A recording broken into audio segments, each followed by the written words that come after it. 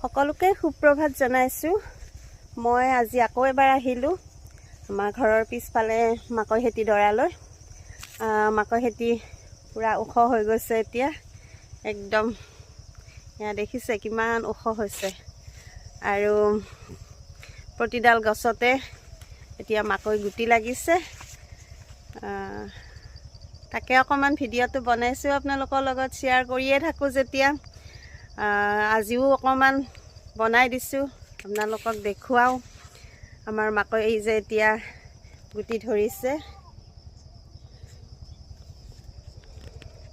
পৰিৱেশটো ভাল লাগে ইয়ালৈ আহি, যেতিয়া গোটেই সেউজীয়া পৰিৱেশটো দেখা যায়, বহুত ভাল লাগে।